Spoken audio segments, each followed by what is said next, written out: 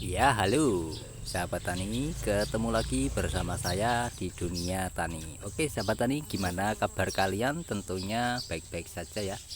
Oke, di kesempatan video kali ini saya akan bagikan ya, yaitu seperti biasa teman-teman ya, tanaman secara sehat. Tentunya kalau kita konsumsi juga sehat ya. Kenapa saya selalu bilang tanaman sehat? Karena tanpa menggunakan pupuk kimia. Oke, di video-video sebelumnya banyak sekali yang saya bahas tentang tanaman daun bawang dan juga tanaman cabai teman-teman ya. Oke, dan di kesempatan video kali ini tanaman yang ada di perkarangan belakang rumah teman-teman itu saya tanami berbagai macam tanaman seperti kangkung, juga kacang panjang dan juga sawi. Oke. Nah, di kesempatan video kali ini teman-teman ya, yang saya bahas adalah tanaman kacang panjang. Nah, kacang panjang ini tidak banyak teman-teman ya, hanya beberapa saja, tapi buahnya 3 hari maupun 2 hari selalu bisa petik. Gitu.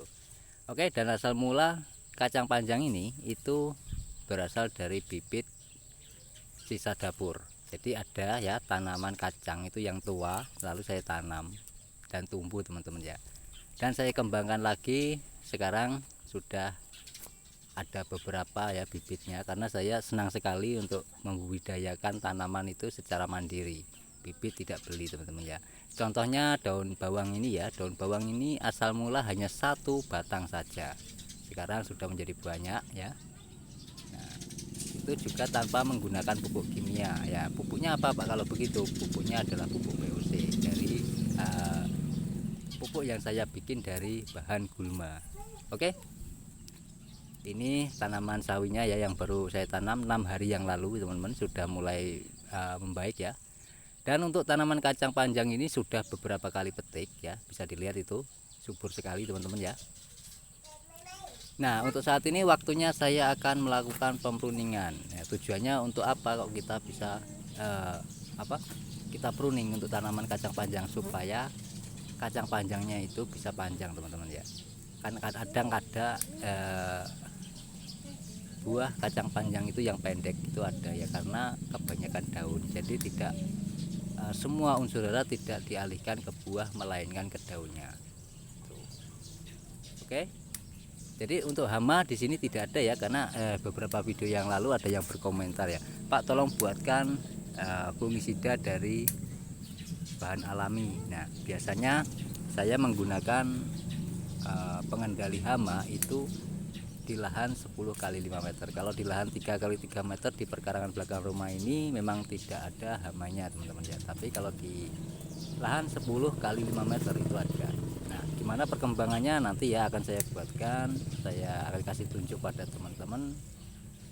Kebun yang ada di 10 kali 5 meter juga metodenya sama, secara sehat, secara alami, tanpa menggunakan pupuk kimia. Sudah pernah panen jagung manis teman-teman ya, itu juga tanpa menggunakan pupuk kimia, hanya menggunakan pupuk POC ya, pupuk organik cair. Nah, pupuk organik cair ini itu sebenarnya pupuk yang paling rendah ya teman-teman ya untuk kualitasnya. Tapi kalau kita bisa fokus ke tanahnya, itu adalah pupuk yang paling bagus kalau menurut saya pribadi teman-teman. Kenapa kok bisa fokus ke tanahnya Pak? Apa hubungannya pupuk dengan tanah gitu kan? Oke, jadi kita sambil panen juga sambil pruning teman-teman ya, saya akan bahas tentang pupuk POC ini. Jadi pupuk POC ini adalah pupuk makanan bakteri. Jadi bakteri itulah yang menghasilkan nutrisi untuk tanaman.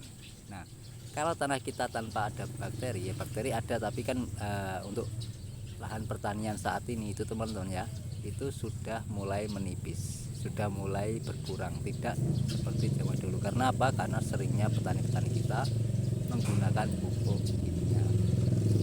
Jadi tanaman kalau tidak dipupuk kimia tidak akan hidup, tidak akan berbuah.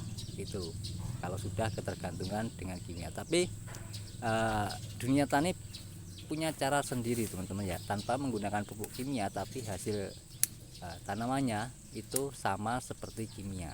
Nah, konsennya ada di mana? Yaitu di tanahnya. Tanahnya itu saya kasih bakteri dari humus bambu.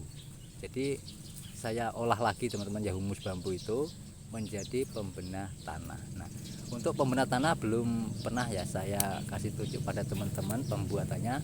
Ya simak saja nanti ya, di lain video pasti akan saya buatkan untuk pembenah tanah. Oke.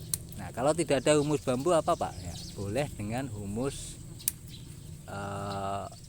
daun pinus teman-teman ya.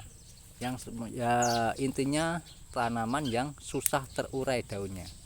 Kalau yang susah terurai itu kan dari pohon pinus, juga keras itu daunnya teman-teman ya. Bakteri pun yang mengurai itu khusus, bukan bakteri humus biasa.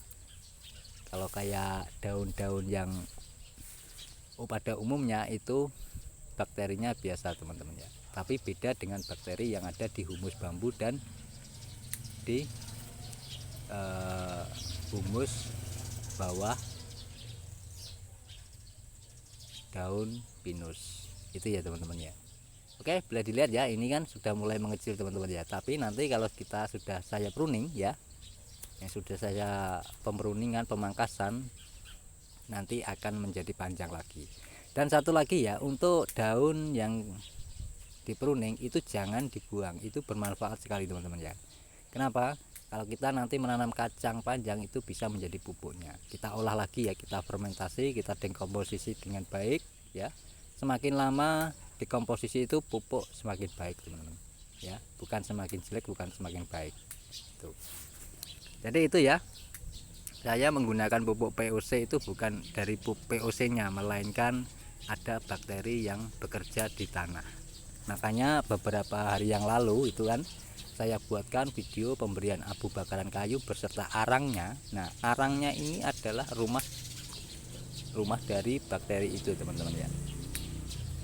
Tuh, banyak sekali manfaatnya dan banyak sekali siklusnya supaya kita bisa berkebun secara alami.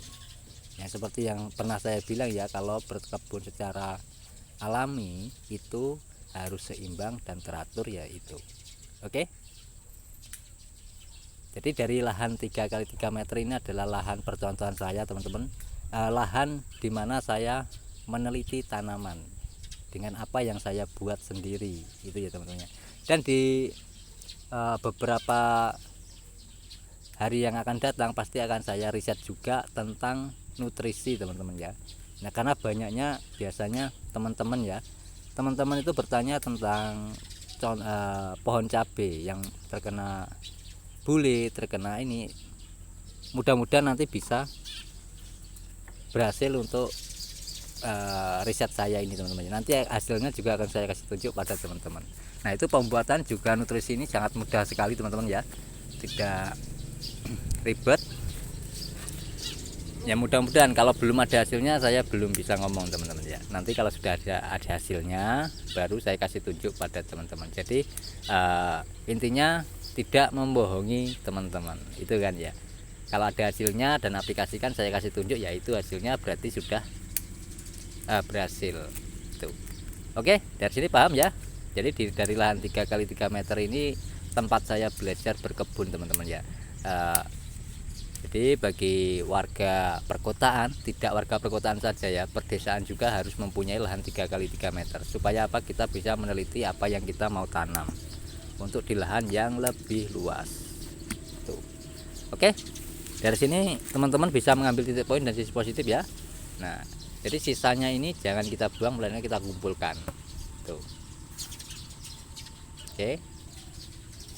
Jadi untuk tanaman kacang panjang ini tidak banyak teman-teman, hanya 3 batang saja, tapi buahnya sangat luar biasa. Kenapa saya menanam kacang panjang? Yang pertama, supaya peredaran darah saya juga baik gitu ya, tidak gampang capek ya konsumsi tanaman ini kacang panjang teman-teman ya. Tuh. Oke, hasilnya seperti ini ya. Tentunya kacang panjang bukan yang kimia ya. Kalau ingin sehat tentunya kacang panjang yang secara alami seperti ini. Oke, ada bayamnya tadi di awal teman-teman, sangat luar biasa. Oke, saya akhiri. Wal taufiq wal hidayah ya. Wassalamualaikum warahmatullahi wabarakatuh. Salam petani cerdas luar biasa. Terima kasih sudah menonton sampai selesai. Sampai ketemu di video saya selanjutnya. Saya ucapkan Salam petani cerdas luar biasa.